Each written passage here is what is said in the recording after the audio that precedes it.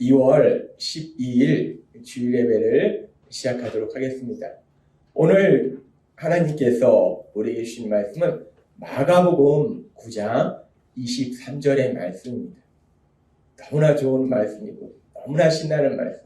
하나님이 오늘 우리에게 주신 이 말씀을 우리 입술로 함께 읽도록 하겠습니다. 마가복음 9장 23절 말씀 시작. 예수께서 이르시되 할 수 있거든이 무슨 말이냐. 믿는 자에게는 능히 하지 못할 일이 없느니라 하시니 아멘.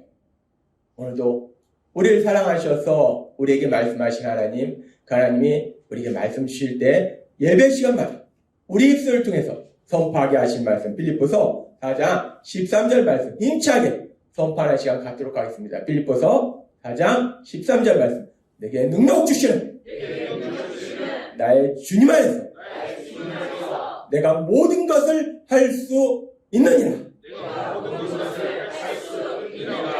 아멘. 하나님이 우리 입술을 통해서 선포하게 하시는 거예요. 왜 우리 입술을 통해서 선포하게 하신가? 우리에게 기억하라는 거예요. 기억할 뿐만 아니라 네 삶 속에 이런 일이 일어난 것을 네가 체험해라 라고 말씀한다는 겁니다. 이 말씀 그대로 여러분의 삶 속에 이루어질 걸 믿습니다. 하나님은 우리를 너무나 사랑하십니다. 어리석고 미련한 우리를 사랑하셔서 우리를 예수님의 보혈로 구원하여 주시고 그렇게 구원받은 우리들이 이 땅을 살아갈 때 이제 우리가 어떤 삶을 살아가는가. 하나님이 우리에게 주신 말씀 너무나 좋은 말씀 우리가 들어도 자꾸 듣고 싶은 말씀 고린도후서 5장 17절 말씀 이 말씀 우리가 함께 읽도록 하겠습니다. 시작. 누구든지 그리스도 안에 있으면 새 사람이 됩니다. 더 이상 전과 같은 인간이 아닙니다. 새로운 인생이 시작된 것입니다. 아멘. 하나님이 말씀하신 것처럼 우리가 그리스도 안에 있으면 우리가 예수님을 믿으면 전과 같은 인간이 아니에요. 새로운 인간이 됩니다. 새 사람이 되는 거예요. 따라서 우리의 인생이 달라진다는 거예요. 우리의 삶이 달라진다는 겁니다. 새로운 세상. 하나님이 우리에게 계속해서 말씀하신 것처럼 우리가 예수님을 믿기 전에는 우물한 개구리처럼 조그마한 세상에서 아웅다웅하면서 그렇게 우물한 개구리 얼마나 불쌍한 인생입니까? 우물한 개구리와 같은 삶을 사는데 예수님을 믿으면 이제 새로운 세상, 그 새로운 세상에 살게 될 걸 믿습니다. 예수님 믿으면 새로운 세상에 사는데 그렇다면 그 새로운 세상의 삶이라는 것은 어떤 삶인가? 하나님이 지난주에도 구체적으로 말씀해 주셨어요. 새로운 세상의 삶을 산다는 것은 이 우물한 개구리와 같은 삶을 사는 것은 아는 것보다 모르는 것이 더 많은 내 생각으로 별로 아는 것도 없으면서 몇천 년을 인간이 연구하고 기록하고 해서 얻은 지식이 사람의 생명 하나 제대로 유지하지 못한다는 거예요. 뭘 할 수 있습니까? 사람이 서로 막 갈등 관계에 있을 때 그걸 해결할 수 있나요? 누군가 미워하고 있을 때 그 미움을 사랑으로 바꿀 수 있나요? 우리가 할 수 있는 게 아무것도 없어요. 그 지식이라는 게 정말 보잘것없는데 아주 요만큼 알고 있는 그 지식으로 이 땅을 살고 가니까 얼마나 힘드냐는 거예요. 그렇게 우물한 개구리와 같은 삶은 내 작은 지식으로 세상을 사니까 너무나 힘들다는 거예요. 그런데 우리가 예수님을 믿음으로 살게 되는 새로운 세상은 이 땅을 만드셨고 모든 것을 아시는 하나님, 그 하나님이 우리에게 주신 말씀, 우리가 하나님 앞에 기도함으로 인해서 하나님이 주시는 그 말씀을 듣고 살아가는 신나는 세상임을 믿습니다. 새로운 세상은 차원이 다른 거예요. 새로운 세상은 정말 우리가 경험하지 못한 세상입니다. 내 생각으로 살았던 내가 모든 것을 아시는 하나님이 알려주시는 거예요. 지난주에도 말씀해 주신 것처럼 전쟁을 하는데 직진하지 말고 뒤로 돌아가서 뽕나무 숲을 뒤로 가가지고 위에서 사람 걷는 소리가 나면 공격하는 하나님이 다 알려주시는 그 놀라운 역사, 그 역사를 체험하는 세상이 새로운 세상임을 믿습니다. 하나님은 그렇게 우리가 새로운 세상을 산다는 거예요. 그러면서 오늘도 계속해서 우리가 그렇게 새로운 세상에 사는데 그 새로운 세상에 사는 구체적인 모습이 무엇인가? 또 다른 부분을 아주 신나는 부분을 말씀해 주세요. 새로운 세상, 우리가 살고 있는 이 새로운 세상. 근데 이 새로운 세상에 살게 되는 것은 우리가 성경에 보면은 구약에 보면은 하나님께서 선택하신 민족 이스라엘 백성이 하나님이 선택하신 민족인데 하나님이 사랑하시는 민족이에요. 그런데 애굽에서 종으로 살고 있더라는 거예요. 하나님이 사랑하신 민족입니다. 하나님이 버린 민족이 아니에요. 근데 애굽에서 종으로 살고 있다는 거예요. 그럴 수 있다는 거예요. 어떤 시기에는 우리도 그럴 수 있다는 거예요. 하나님이 사랑하셨지만 애굽에서 종으로 힘들게 살았어요. 근데 그들이 이제 6월절 어린 양의 희생의 피를 통해서 죽음에서 면하고 애굽의 종에서 자유롭게 되는 그 놀라운 역사가 일어나는데, 이렇게 이스라엘 백성이 출애굽해서 이렇게 가나안 땅에 가는 이 사건이 우리가 어린 양 같은 우리 예수님의 보혈의 피로 죄의 종에서 자유함을 얻고, 그리고 우리가 새로운 세상으로 가게 되는 그것의 예표적인 사건이라는 거예요. 우리가 예수님 믿음으로 인해서 새로운 세상의 삶을 사는 것을 구약의 이스라엘 백성의 출애굽과 그리고 가나안 땅 정복 사건을 통해서 우리에게 먼저 보여주셨다는 거예요. 이런 것이다 라고 보여주셨다는 거예요. 그래서 우리가 이제 예수님을 믿으면 살게 되는 그 새로운 세상의 삶을 출애굽한 이스라엘 백성이 가나안 땅에 들어가는 그런 과정을 통해서, 우리가 예수님 믿으면 살게 되는 새로운 세상은 이런 세상이구나 라는 것을 알 수 있다는 거예요. 그래서 오늘은 하나님께서 이스라엘 백성이 이제 가나안 땅에 들어가는 과정에 대해서 말씀해 주시는데, 이스라엘 백성이 출애굽해서 광야에서 40년 동안 생활합니다. 그 힘든 광야에서 40년의 생활하고 드디어 이제 이스라엘 백성이 여호수아의 그 인도하에서 이제 가나안 땅으로 들어가는데, 그렇게 가나안 땅으로 들어가는 시기가 어떤 시기인가? 여호수아서 3장 15절은 이렇게 말씀합니다. 요단이 곡식 거두는 시기에는 항상 언덕에 넘치더라 라고 말씀합니다. 이 말씀을 조금 쉽게 현대어 성경으로 보면, 때는 마침 보리를 거두는 때였다. 이때가 되면 강은 항상 범람하였다 라고 말씀합니다. 여기서 말씀한 때는 마침 보리를 거두는 때였다. 이때가 뭐냐? 이스라엘 백성이 가나안 땅으로 들어가는 때. 이스라엘 백성이 가나안 땅으로 들어가는 바로 그때, 그 시기는 보리를 거두는 시기였다라고 말씀합니다. 그리고 이때가 되면 강은 항상 범람하였다라고 말씀해요. 우리가 잠깐 그림을 보도록 하겠습니다. 이게 지금 이스라엘 백성이 가나안 땅을 건너갈 때 그 땅의 지도인데, 위에 보면은 헬몬산이 있고 갈릴리 호수가 있어요. 그리고 요단강이 흐르고 있습니다. 그런데 지금 이스라엘 백성이 가나안 땅을 건널 때 그 시기가 언제인가? 지금 곡식을 베는 때다라고 말씀하는데, 이 시기는 대략적으로 지금 우리 시기로 4월에서 5월 정도, 보리나 밀을 베는 그 시기를 의미해요. 이 시기에는 지금 맨 위에 보면 헬몬산이 있어요. 헬몬산에 눈이 많이 쌓여있다가 눈이 따뜻하니까 다 녹습니다. 녹으니까 그게 다 어디로 가요? 갈릴리 호수로 가고 요단강으로 갑니다. 그리고 또 이 시기에는 마침 봄비가 많이 내리는 시기예요. 그러니까 비가 많이 내리니까 갈릴리 호수에 많은 비가 내리고 물이 가득 찹니다. 그게 어디로 갑니까? 요단강으로 흘러요. 그래서 지금 이 시기는 강이 범람하는 시기였다. 그래서 요단강물이 가장 많은 시기, 1년 중에서 요단강물이 가장 많은, 그래서 신학 성경학자들은 이 당시에 이 시기는 이 요단강의 깊이가 대략 한 3, 4m 정도 되고 폭은 한 30m, 40m 이 정도 될 것이다 라고 얘기를 합니다. 그렇게 엄청나게 많은 물이 요단강을 흐르고 있던 그 시기, 지금 이스라엘 백성이 출애굽을 해서 이제 가나안 땅에 들어가는데, 하필이면 그 가나안 땅에 들어가는 그 시기가 언제인가? 1년 중에 강물이 가장 많을 때. 그래서 강의 깊이도 깊고 폭도 넓고. 근데 이게 강물이 많다는 것은 깊이가 깊고 폭도 넓을 뿐만 아니라 또 물살도 상당히 강력하다는 겁니다. 그러니까 지금 이스라엘 백성이 가나안 땅을 가나안 땅으로 들어가기 위해서 요단강을 건너가야 하는데, 그런데 문제는 하필이면 요단강물이 가장 많은 시기에 요단강을 건너가야 되기 때문에 지금 이스라엘 백성이 요단강을 건너가는 것은 현실적으로 도저히 불가능하다. 가장 물이 없을 때, 좀 잔잔할 때 어떻게 건너가야 되는데, 가장 많이 1년 중에 가장 물이 많은 시기에 건너가야 되기 때문에 현실적으로 불가능하다. 그렇게 강물이 많아서도 불가능하고, 또 하나 우리가 생각해 볼 건 뭐냐면, 이 당시에 이스라엘 백성들이 이제 요단강을 건너가야 되는데 도대체 몇 명이 건너가야 되는가? 건너가야 될 사람 수가 얼마나 되는가? 우리가 이 부분을 생각해보면 하나님께서 이스라엘 백성이 광야 생활 한 40년 정도 했을 때 이제 가나안 땅을 정복해야 되기 때문에 하나님께서 모세에게 명령을 내리시는데 이렇게 명령을 내리세요. 민수기 26장 2절의 말씀. 이스라엘 자손의 온 회중의 총수를 그들의 조상의 가문을 따라 조사하되 이스라엘 중에 20세 이상으로 능히 전쟁에 나갈 만한 모든 자를 계수하라 하시니 하나님께서 이제 이스라엘 백성이 가나안 땅에 들어갈 시기가 됐기 때문에 전쟁에 나갈 만한 20세 이상의 남자의 수를 계수하라 라고 말씀합니다. 이제 가나안 땅 정복 전쟁을 하게 되면 이스라엘 백성의 전쟁에 나갈 만한 그 군사의 수가 얼마나 되는지 한번 쉬어봐라 라고 말씀합니다.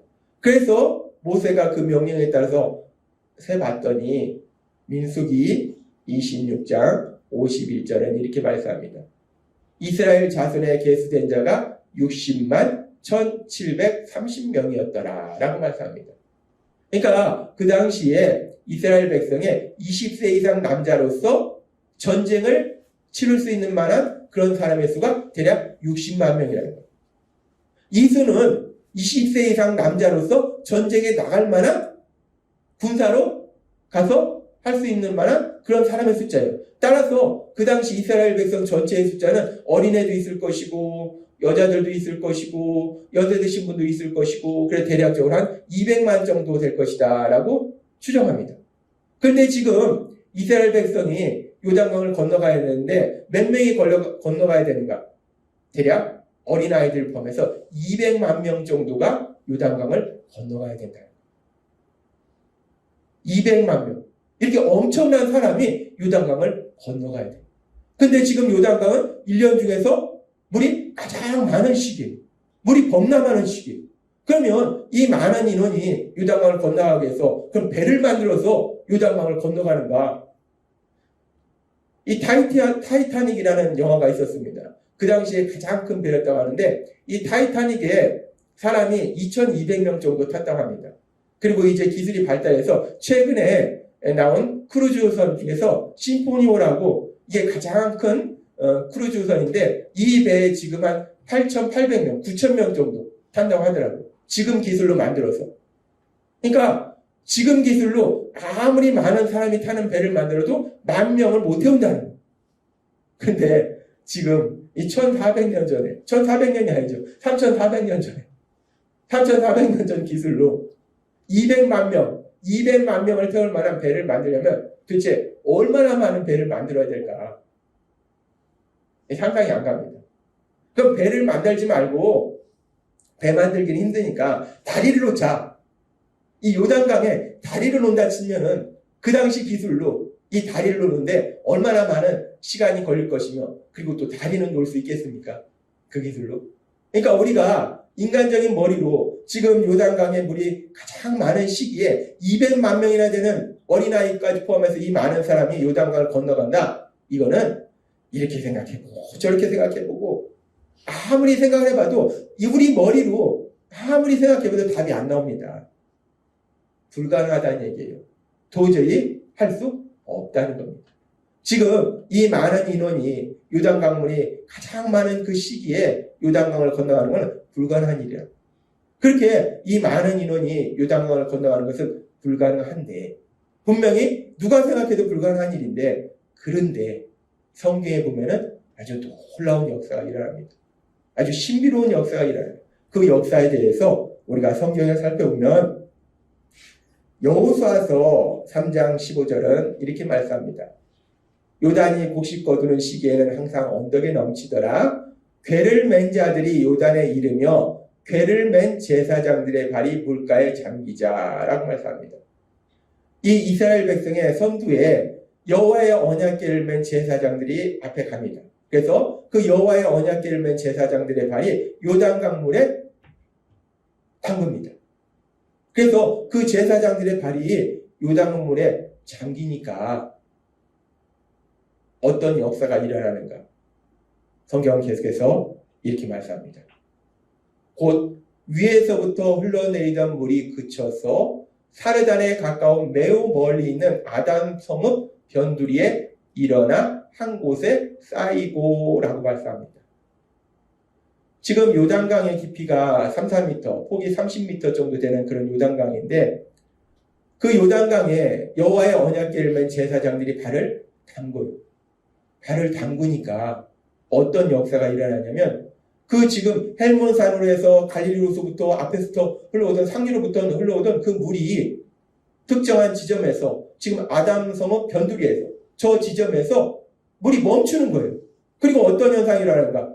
일어나 한 곳에 쌓이고라고 말씀합니다. 물이 더 이상 흐르지 않고 물이 계속 흘러가야 되는데 물이 계속 위로 쌓인다는 거예요. 강물이 흘러가야 되는데 댐을 쌓지도 않았는데 뭐 지금처럼 댐 공사를 한 게 아닙니다. 댐 공사를 한 게 아니고 아무 일도 없는데 흘러가던 물이 갑자기 한 곳에서 안 흘러가고 멈추고 계속 그 물이 위에서는 내려오고 내려가진 않고 그러니까 어떻게 됩니까? 위로 쌓인다는 거예요. 물이 쌓인다는 겁니다. 이게 말이 됩니까? 에이, 말도 안 됩니다. 만화예요. 뭐 말이 안 됩니다. 이걸 과학적으로 어떻게 설명하겠습니까? 그 어떤 과학자도 이걸 설명할 수 없어요. 우리의 상식으로 도저히 있을 수 없습니다. 강물이 흐르는데 댐을 막았다면은 물이 거기서 막히니까 거기서 물이 머물겠죠. 근데 댐을 막은 것도 아닌데 특정 지점에서 물이 더 이상 흐르지 않고 계속 위로 쌓여가는 거예요. 벽을 이루는 겁니다. 놀라운 기적이 일어나더라는 겁니다. 믿어지지가 않죠? 그렇죠. 믿을 수 없습니다. 여러분이 그런 걸 보셨습니까? 본 적이 없으니까 믿어지지가 않는 거예요. 에이, 진짜 그렇게 해서, 에이, 설마, 뭐 비버나 이런 것들이 땡을 쌓겠지. 믿어지지 않습니다. 과학으로, 상식으로 도저히 있을 수 없는 일이 일어나더라는 겁니다. 물이 쌓이더라는 거예요. 물이 흐르지 않고 쌓이는 놀라운 기적, 그 기적이 일어나고 있음을 믿습니다. 하나님은 말씀하시는 거예요. 믿어지지 않아요. 정말 그런 일이 있을까? 믿어지지 않는데 그런 일이 일어난다면 얼마나 놀랍겠어요. 그런데 성경은 분명히 말씀합니다. 그 기적이 분명하게 일어났음을 성경은 기록하고 있음을 믿습니다. 그 기적을 행하신 하나님, 그 하나님이 오늘도 이 자리에 계시면서 여러분의 삶을 인도하고 계심을 믿습니다. 그 기적을 행하시는 거예요. 상식으로 믿어지냐는 거예요. 말도 안 되잖아요. 말도 안 된다. 거짓말하지 마라. 그런데 성경은 말씀합니다. 그런 일이 일어났다라고 말씀한다는 거예요. 그렇게 물은 거기에 쌓이고 밑에 있는 물은 계속 흘러가고 그러니까 어떻게 되겠습니까? 물이 다 마르겠죠. 그러면서 어떤 역사가 일어나는가? 성경은 계속해서 이렇게 말씀합니다. 여호수아서 3장 17절 말씀. 여호와의 언약궤를 맨 제사장들은 요단 가운데 마른 땅에 굳게 섰고 그 모든 백성이 요단을 건너기를 마칠 때까지 모든 이스라엘은 그 물속으로 건넜더라. 질퍽질퍽한 땅으로 건넜더라. 아니요. 마른 땅으로 건넜더라. 지금 여기가 사막이 아닙니다. 지금 여기는 어디였냐면 1년 중에 물이 가장 많이 흐르는 그 요단강. 깊이가 3, 4m가 되고 폭이 30m 되는 그 요단강. 그 요단강을 건너는데 도대체 우리가 200만이나 되는 이 사람이 도대체 저기를 어떻게 건널까? 이렇게 궁리하고 저렇게 궁리해도 답이 안 나오는 거예요. 불가능한 겁니다. 불가능한데 하나님이 역사하시니까 그 누구도 생각하지 못한 방법. 뭐 타이타닉 같이 그런 큰 배를 만드는가 다리를 만드는가 아니라는 겁니다. 하나님이 물을 멈추게 하시니까 그 땅을 마른 땅으로 건넜더라는 거예요. 여기서 마른 땅이라는 것은 히브리어로 하라바라는 단어를 사용하는데 이것은 사막을 의미해요. 지금 마른 땅으로 건넜다는 것은 물이 있었기 때문에 질퍽질퍽한 땅도 아니고 사막처럼 먼지 나르는 땅. 그 땅으로 건너갔더라라고 말씀하신다는 겁니다. 이것이 지금 이스라엘 백성이 출애굽해서 하나님이 약속하신 가나안 땅에 들어가는 과정에 일어난 일인데 이 일은 우리가 예수님을 믿음으로 인해서 새로운 세상을 살게 될 때 일어난 일과 마찬가지라. 하나님은 오늘 이스라엘 백성의 가나안 땅에 들어가는 그 과정을 통해서 우리가 살게 될 새로운 세상, 그 새로운 세상에 대해서 분명하게 보여주고 계심을 믿습니다. 우리가 사는 새로운 세상이 이런 세상이라는 거예요. 우리 머리로, 우리 노력으로 아무리 연구하고 궁리해도 답이 안 나온다는 거예요. 불가능하다는 거예요. 그런데 그 불가능한 상황 속에서 우리가 전혀 생각하지 못한 방법으로 하나님이 능력으로 역사하시니까 기적이 일어나잖아요. 그 불가능한 일이 가능한 일로 바뀌는 역사, 그 역사를 체험하는 나라가 새로운 세상임을 믿습니다. 하나님은 우리가 살게 되는 새로운 세상이 무엇인지를 이 가나안 땅에 들어가는 요단강을 건너는 이스라엘 백성의 모습을 통해서 분명하게 보여주신다. 우리가 이 땅을 살다 보면, 우리가 예수님을 믿어도 우리가 살다 보면 이런 문제 저런 문제 만나요. 세상을 살다 보면 때로는 물질의 문제도 만날 수 있고 때로는 건강의 문제도 많아요. 얼마 전에도 어떤 주님을 잘 믿는 분인데 갑자기 또 아프다고 제가 또 그 소식을 들었어요. 살다 보면 또 아플 수도 있어요. 또 살다 보면 인간관계에 갈등이 있을 때도 있어요. 부부간에 갈등이 있을 때도 있고 부모와 자녀간에 갈등이 있을 때도 있고 또 내 직장 동료와의 갈등이 있을 때도 있고 그렇게 살다 보면 그렇게 인간관계의 문제로 우리를 힘들게 하는 그런 경우도 있을 수 있어요. 우리가 살다 보면 이런 문제도 만나고 저런 문제도 만나는 게 우리의 인생이라는 거예요. 문제 없는 인생은 없습니다. 우리의 인생은 어떻게 보면 끊임없는 문제의 연속이라는 거예요. 그렇게 우리가 이 땅을 살다 보면 이런 문제도 만나고 저런 문제도 만나는데 그런데 우리가 예수님을 믿지 않고 오물한 개구리와 같은 삶을 살 때에는 그런 문제를 만났을 때 우리가 어떻게 했냐는 거예요. 우리는 그 문제를 우리 힘과 노력으로 해결할 수 없음을 알기 때문에 염려하고 근심하고 슬퍼하고 절망하고 밥도 안 먹고 잠도 안 자고 날마다 고통 속에 살 수밖에 없는 것이 우리의 인생이었다는 거예요. 우물한 개구리와 같은 인생은 그렇다는 거예요. 지금도 그렇게 우물한 개구리와 같은 삶을 살고 있는 사람이 있어요. 염려하고 근심하고 슬퍼하고 절망하고 밥도 안 먹고 잠도 안 자고 그러니까 결국 어떻게 됩니까? 몸이 또 아파요. 병이 걸립니다. 더 힘들어요. 그것이 우물한 개구리와 같은 삶이었다는 거예요. 우리가 예전에 예수님 믿기 전에 그렇게 살았다는 거예요. 저도 그렇게 살았어요. 예수님 믿기 전에는 염려하고 근심하고 슬퍼하고 절망하고 밥도 안 먹고 잠도 못 자고 그것이 우리의 인생이었다는 거예요.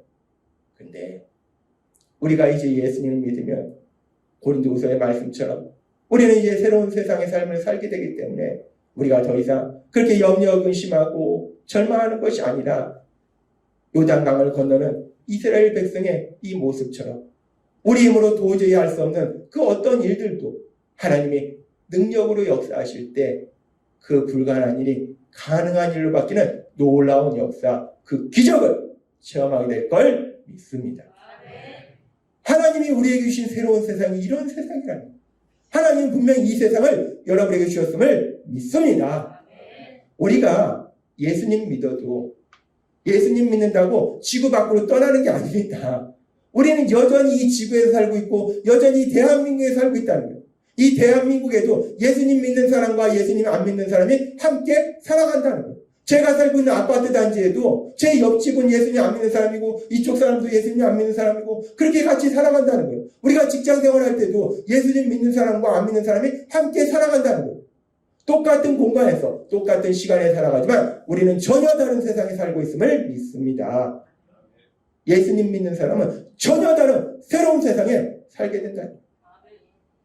그래서 하나님께서 오늘 우리에게 주신 말씀이 마가복음 9장 23절의 말씀입니다. 하나님은 예수님은 마가복음 9장 23절에서 이렇게 말씀하십니다. 이 말씀 우리가 함께 읽도록 하겠습니다. 시작. 예수께서 이르시되 할 수 있거든이 무슨 말이냐 믿는 자에게 능히 하지 못할 일이 없느니라. 아멘. 우리가 이 이야기를 알고 있잖아요. 귀신들이 아이를 데리고 왔는데 아버지는 이 아이를 살리고 싶은데 치료하고 싶은데 제자들은 못해요. 예수님께 부탁합니다. 할 수 있으면 좀 치료해 주세요. 할 수 있으면 치료해 주세요. 얼마나 간절합니까? 우리가 이 땅을 살아가면서 이런 문제 저런 문제 만나지만 가장 간절한 건 자녀의 문제예요. 보통 삶을 살면서 만나는 문제는 그냥 눈물을 흘리는데 자녀의 문제는 피눈물을 흘립니다. 얼마나 간절했겠어요. 예수님 할 수 있으면 좀 살려주세요. 할 수 있으면 살려주세요. 그때 예수님이 하신 말씀이 이 말씀이래요. 할 수 있거든이 무슨 말이냐. 믿는 자에게는 능히 하지 못할 일이 없느니라. 내가 할 수 있냐 없냐 문제가 아니라 믿는 자에게는 네가 믿기만 하면은 너의 삶 속에 불가능한 일이 없다 라고 예수님이 말씀하시더라는 거예요. 예수님은 그 아버지를 향해서 말씀하실 뿐만 아니라 오늘 이 자리에 있는 우리에게도 이 말씀을 하고 계심을 믿습니다. 예수님은 여러분에게 말씀하신 거예요. 할 수 있거든이 무슨 말이냐. 믿는 자에게는 능히 하지 못할 일이 없느니라.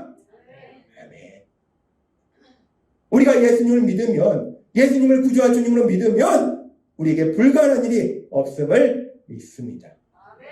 하나님은 분명히 말씀하시는 거예요. 할 수 있거든이 무슨 말이냐. 믿는 자에게는 능히 하지 못할 일이 없느니라 라고 말씀한다는 거예요. 우리 생각에는 내 삶의 지금 물질의 문제 깜깜합니다. 해결책이 안 나와요. 답이 안 나옵니다. 요단강을 건너가는데 200만 명의 사람들이 강물은 1년 중에 가장 많은데 건너갈 방법이 나옵니까? 답이 안 나와요.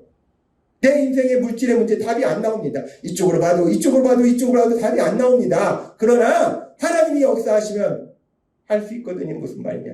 믿는 자에게 능히 하지 못할 일이 없느니라 말씀하신 그 하나님이 불가능한 일을 가능한 일로 바꾸는 기적을 체험하도록 만들어주실 걸 믿습니다. 우리가 살다 보면 우리 삶 속에 질병이 있을 때도 있어요. 아플 때도 있어요. 내가 사랑하는 사람이 아플 때도 있어요. 우리는 답이 안 나옵니다. 유명한 의사도 답을 못 찾아요. 그러나 하나님이 하시면 그 불가능한 일이 가능한 일로 바뀌는 놀라운 역사를 체험하게 될 걸 믿습니다. 우리가 살다 보면 내가 사랑하는 사람인데 사랑하는 사람과 갈등 관계에 있는 그런 시간도 있다는 거예요. 내가 이렇게 해보고 저렇게 봐도 안 돼요. 그러나 하나님이 하시면